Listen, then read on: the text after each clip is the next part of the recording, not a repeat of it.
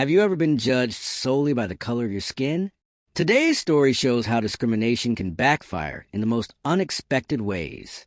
Watch until the end to see just how dramatically the tables turn in this powerful lesson about respect and equality. The summer heat blazed down on Main Street as 17-year-old Marcus Johnson walked toward Giovanni's Italian restaurant. Dressed in a crisp white button-down shirt and khaki pants, he nervously adjusted his collar. This wasn't just any ordinary day. It was Marcus's first job interview, and he was determined to make a good impression. Giovanni's was the most popular restaurant in town, known for its authentic Italian cuisine and elegant atmosphere.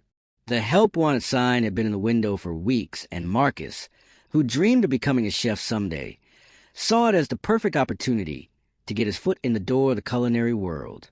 As he approached the restaurant's entrance, Marcus took a deep breath. He had practiced potential interview questions for days, researched the restaurant thoroughly, and even learned a few Italian phrases to impress the owner. His mother had helped him iron his shirt to perfection, and his guidance counselor had written him a glowing recommendation letter that now sat folded neatly in his pocket. The bell above the door jingled as Marcus stepped inside. The rich aroma of garlic and tomato sauce filled the air, and the soft sound of classical music played in the background.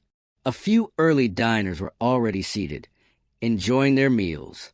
Marcus approached the host stand where a middle-aged man in a black suit stood reviewing reservation notes. "Excuse me, sir," Marcus said politely. "I'm here about the job opening. I called yesterday and was told to come in today to speak with Mr. Ricci." The host looked up, his eyes narrowing slightly as he examined Marcus from head to toe. Without a word, he turned and disappeared through a door marked Office. Marcus waited patiently, straightening his posture and rehearsing his introduction one last time in his head. A few moments later, a heavy-set man with salt and pepper hair emerged from the office. This was Angelo Ricci, the owner of Giovanni's, known throughout town for his traditional recipes passed down through generations of his family. "Can I help you?" Mr. Ricci asked, his voice sharp and unwelcoming. "Yes, sir. I'm Marcus Johnson. I called about the dishwasher position. I was told to come in today." Mr. Ricci's expression hardened. He crossed his arms and leaned against the host's stand, making no attempt to invite Marcus to sit down or offer him an application. "The position has been filled," he said flatly. Marcus's heart sank. "Oh, I see. That's strange, because when I called yesterday, your manager said—" "I said the position has been filled," Mr. Ricci repeated, his voice louder this time. A few diners glanced over curiously. "We don't have anything available for someone like you." The way he said "someone like you" made the meaning crystal clear. It wasn't about Marcus's qualifications or experience. It was about his skin color. Marcus stood frozen, the weight of the discrimination hitting him like a physical blow. He had heard stories from his parents and grandparents about being judged by the color of their skin, but experiencing it firsthand felt different, raw and painful in a way he hadn't expected. "Sir, I just want a chance to—" "Look," Mr. Ricci interrupted, lowering his voice but not softening his tone. "My customers expect a certain atmosphere. This is a fine dining establishment. Perhaps you should try the fast food place down the street. They're probably hiring." The suggestion stung like a slap. Marcus felt his face grow hot with humiliation as he noticed other staff members and customers watching the exchange. Some looked away uncomfortably, while others pretended not to notice. No one spoke up. With as much dignity as he could muster, Marcus nodded once. "Thank you for your time," he said, his voice remarkably steady despite the emotion churning inside him. He turned and walked out, the cheerful bell above the door seeming to mock him as he left. Outside, Marcus leaned against the brick wall of the building, taking deep breaths to calm himself. He had been warned by his parents that he might face discrimination in his life, but nothing had prepared him for how it would actually feel. This mixture of anger, shame, and helplessness. As he walked home, Marcus's initial shock gave way to determination. Mr. Ricci's rejection wouldn't be the end of his story. It would be the beginning. That evening, Marcus sat at the dinner table with his parents, pushing his food around his plate without much appetite. His mother, Dr. Elaine Johnson, a respected pediatrician at the local hospital, noticed immediately that something was wrong. "How did the interview go, sweetheart?" she asked. Marcus hesitated, not wanting to upset his parents, but needing to share what had happened. Slowly, he recounted the experience at Giovanni's. As he spoke, his father's expression darkened, and his mother reached across the table to squeeze his hand. "I'm so sorry you had to experience that," his father said, his voice tight with restrained anger. James Johnson was a food safety inspector with the county health department, a position he had held for 15 years after working his way up from an entry-level job. "Unfortunately, people like Mr. Ricci still exist, but you can't let them define your worth." "I know, Dad," Marcus said, "but it's not just about me. How many other people has he turned away because of how they look? It's not right." His mother nodded. "No, it's not right, and it's illegal. We could file a complaint with the Civil Rights Commission." Marcus thought about it for a moment before shaking his head. "I don't want to just file a complaint. I want to do something more. I want to make sure this doesn't happen to anyone else." That night, Marcus couldn't sleep. He lay awake thinking about Mr. Ricci and Giovanni's restaurant. His frustration gradually transformed into resolve as a plan began to take shape in his mind. The next morning at breakfast, Marcus announced his decision. "I'm going to become a health inspector, like Dad." His parents exchanged surprised glances. "That's a great ambition," his father said cautiously, "but it takes years of education and training. You don't have to decide your entire future based on one bad experience." "It's not just because of yesterday," Marcus explained, a new confidence in his voice. "I've always been interested in what you do, Dad, and yesterday just showed me how important it is to have people in positions of authority who understand what discrimination feels like. I want to be part of making sure businesses treat everyone fairly." His parents couldn't argue with his reasoning, and they promised to support him however they could. What none of them realized then was that Marcus's path to becoming a health inspector would cross with Mr. Ricci's much sooner than anyone expected. 7 years passed quickly. During that time, Marcus never forgot his experience at Giovanni's, but he didn't let it define him either. Instead, he channeled his energy into his education and career goals. After graduating from high school with honors, Marcus earned a scholarship to the State University, where he studied environmental health science. College wasn't easy. The coursework was demanding, and Marcus had to balance his studies with part-time jobs to help cover expenses. But his determination never wavered. Throughout his college years, Marcus worked in various restaurants, first as a dishwasher, then as a busboy, and eventually as a server. Each position taught him something valuable about the food service industry from the inside. He paid careful attention to health and safety practices, often noticing violations that others overlooked. "You've got a natural eye for this," his supervisor at the Blue Plate Diner told him after Marcus pointed out several potential health code issues that had escaped notice during the restaurant's recent inspection. "You'd make a good inspector someday." Marcus smiled at the comment, but kept his ambitions to himself. He was playing the long game. During his senior year of college, Marcus secured an internship with the county health department, working alongside his father. The other inspectors quickly recognized his talent and work ethic. Marcus had a way of conducting inspections that was both thorough and respectful. He wasn't looking to shut businesses down, but to help them improve and ensure public safety.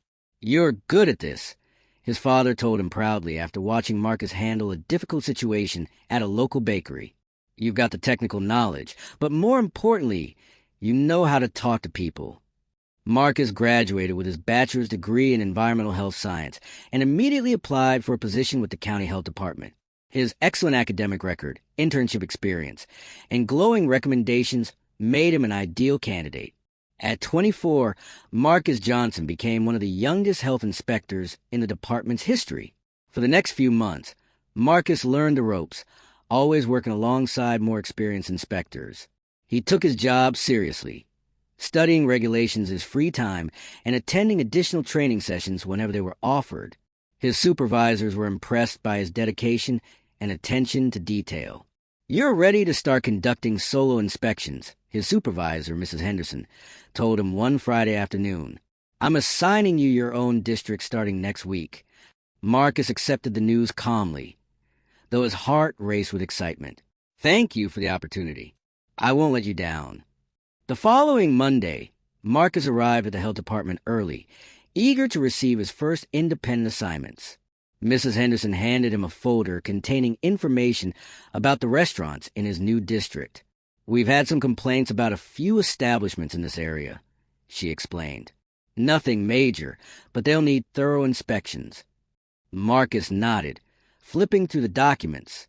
His heart skipped a beat when he saw a familiar name on the list: Giovanni's Italian Restaurant. For a moment, he considered asking for a different assignment. The memory of standing in that restaurant, being dismissed because of his race, still stung after all these years. But then Marcus reminded himself why he had chosen this career path in the first place. Not for revenge, but to ensure fair treatment and safety for everyone. "Is there a problem with any of these?" Mrs. Henderson asked, noticing his hesitation. Marcus closed the folder. "No problem at all. I'll start first thing tomorrow morning." That night, Marcus reviewed his inspection protocols carefully. He was determined to be professional and fair, regardless of his history with Giovanni's. This wasn't about settling a personal score. It was about doing his job with integrity. The next morning, Marcus dressed in his official uniform, a crisp white shirt with a county health department emblem, dark slacks, and polished shoes. He packed his inspection kit: thermometer, light meter, test strips, sampling supplies, and his tablet for recording findings. Looking in the mirror, he barely recognized himself compared to the nervous teenager who had walked into Giovanni's 7 years ago. Marcus decided to visit several other restaurants before Giovanni's, partly to build his confidence and partly to ensure he was in the right mindset when he finally returned to the place that had once rejected him. By mid-afternoon, he had completed 3 successful inspections. The restaurant owners had been respectful and receptive to his suggestions, and Marcus felt confident in his abilities. It was time to face Giovanni's. As he parked his car in front of the familiar storefront, Marcus took a deep breath. The restaurant looked much the same as it had 7 years ago, though the sign had been repainted and new awnings had been installed over the windows. The best Italian restaurant in town claims still featured prominently in the window. Marcus gathered his equipment and walked to the entrance. The same bell jingled overhead as he stepped inside. The restaurant was between lunch and dinner service, with only a few tables occupied by late diners. The host's stand was empty, but a young server noticed Marcus's official uniform immediately. "Can I help you, sir?" she asked, her expression shifting from welcome to concern when she spotted his identification badge. "Good afternoon. I'm Marcus Johnson from the County Health Department. I'm here to conduct a routine inspection. Could you please inform the manager or owner?" The server nodded nervously. "Of course. One moment, please," as she hurried toward the back. Marcus remained in the front of the restaurant, observing the dining area. He noted several minor issues immediately: a server touching a water glass rim when delivering it to a table, napkins being refolded rather than replaced when diners left, and what appeared to be a small crack in one of the ceiling tiles, a potential moisture issue. A few minutes later, a middle-aged woman emerged from the kitchen. "I'm Sophia Ricci, the manager. How can I help you?" Marcus introduced himself professionally. "I'm here to conduct a health inspection. Is the owner available as well?" "My father is in his office. I'll get him for you." Sophia seemed anxious but cooperative. "Would you like to start in the kitchen while I fetch him?" "That would be fine," Marcus replied, following her toward the back of the restaurant. The kitchen was busy with prep for the dinner service. As Marcus entered, the staff glanced up nervously, their movements becoming more deliberate under his watchful eye. He began his methodical inspection, checking temperatures, storage practices, hand-washing facilities, and more. Marcus was noting a violation regarding improper food storage when he heard a familiar voice behind him. "What's going on here? Why wasn't I notified about an inspection?" Turning around, Marcus came face to face with Angelo Ricci. The restaurant owner had aged in the past 7 years. His hair was now completely gray, and deep lines framed his mouth and eyes. But his commanding presence remained unchanged. For a moment, Mr. Ricci stared at Marcus with confusion, as if trying to place where he'd seen him before. Then recognition dawned in his eyes, followed quickly by disbelief. "You're—" he began, but seemed unable to finish the sentence. "Marcus Johnson, County Health Inspector," Marcus said evenly, extending his hand. "I believe we've met before, Mr. Ricci." The color drained from Angelo Ricci's face as the full realization hit him. The young black man he had turned away 7 years ago now stood in his kitchen, wearing an official uniform, clipboard in hand, with the authority to potentially shut down his business. The kitchen went quiet as staff members sensed the tension between the two men. Sophia looked between her father and Marcus, clearly confused by the unspoken history. "Is there a problem, Papa?" she asked. Mr. Ricci seemed frozen, his eyes locked on Marcus's extended hand. After a moment that seemed to stretch into eternity, Angelo Ricci finally reached out and shook Marcus's hand, his grip weak and clammy. "No problem, Sophia," he said to his daughter, his voice strained. "Mr. Johnson is just doing his job. Let's give him our full cooperation." Sophia nodded, still looking puzzled by her father's unusual behavior.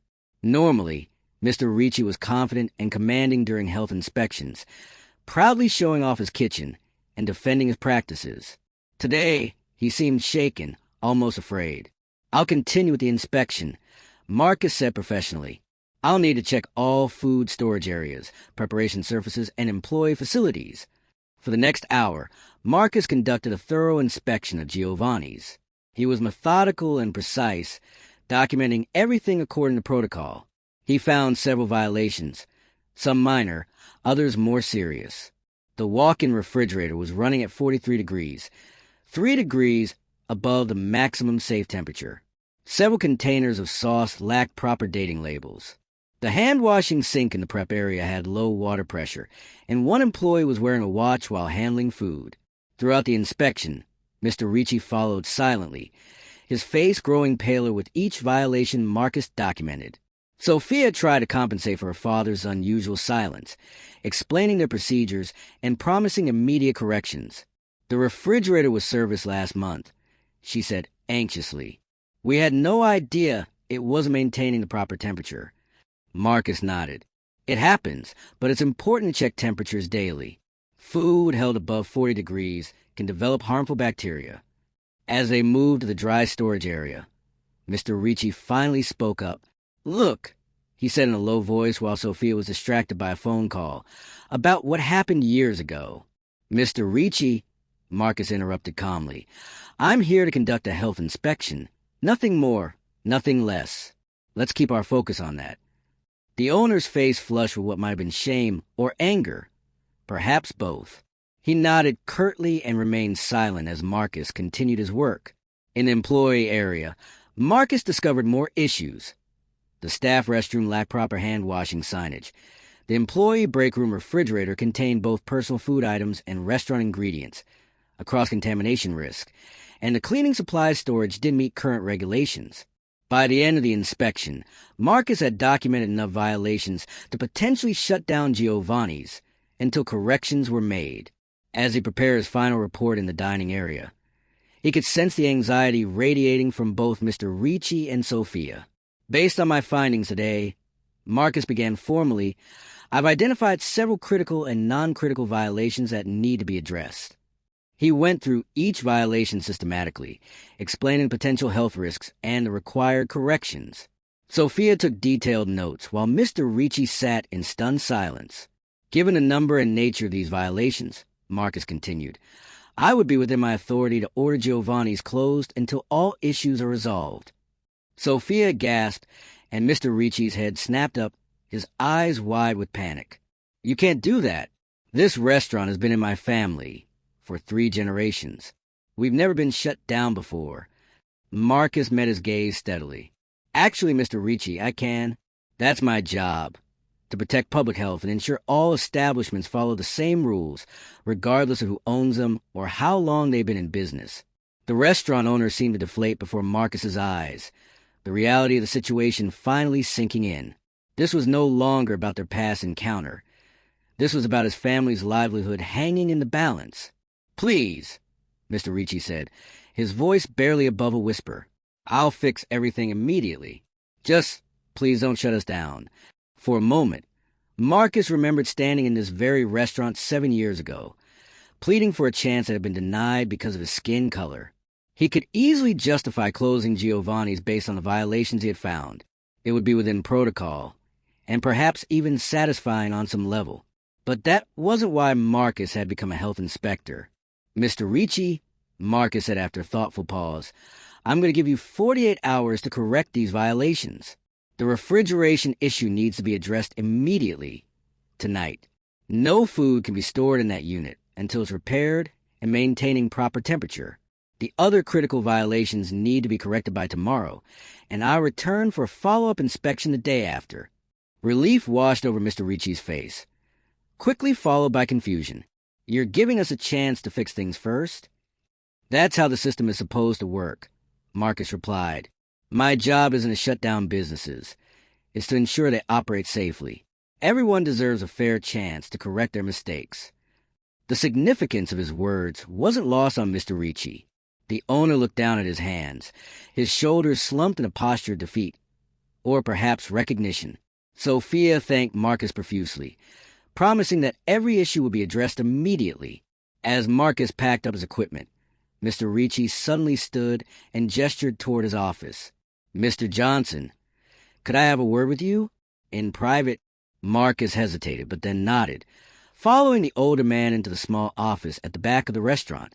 Once inside, Mr. Ricci closed the door and turned to face him. You could have shut us down today, he said quietly. After how I treated you years ago, no one would have blamed you. That's not how justice works, Mr. Ricci, Marcus replied. And it's not why I do this job. Every establishment gets treated the same way. Fairly and by the book. Mr. Ricci nodded slowly, shame evident in his expression. I was wrong back then. Not just morally wrong, but wrong about you. I made judgments I had no right to make. Yes, you did, Marcus agreed, his voice firm but not unkind.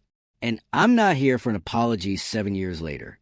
I'm here because it's my job to ensure this restaurant is safe for everyone who eats here, regardless of who they are or what they look like. The older man seemed to age another decade before Marcus's eyes. I understand, and I'll make sure everything is fixed before your return. As Marcus turned to leave, Mr. Ricci spoke again. My daughter is taking over the restaurant next month. I'm retiring. She's different than me. Better. She wants to make changes, hire a more diverse staff. I've been resistant, but I see now that I've been wrong about many things. Marcus paused at the door. Then maybe something good will come from today. After all, I'll see you in 48 hours, Mr. Ricci. 2 days later, Marcus returned to Giovanni's for follow-up inspection. Every violation had been corrected. The refrigerator had been repaired, proper food storage implemented, employee areas updated, and signage installed. Sophia proudly showed him each improvement, while Mr. Ricci observed quietly from a distance. As Marcus completed his final report, approving Giovanni's to continue operations, he noticed a new sign in the window, replacing the old "Help Wanted" notice. This one read, Now hiring, equal opportunity employer. It wasn't dramatic victory or a moment of sweet revenge. It was something more important, a small but meaningful change. As Marcus left Giovanni's that day, he knew he had accomplished something greater than personal vindication. He had used his position not for payback, but for progress. Sometimes, the best response to discrimination isn't getting even. It's getting better and helping others do the same.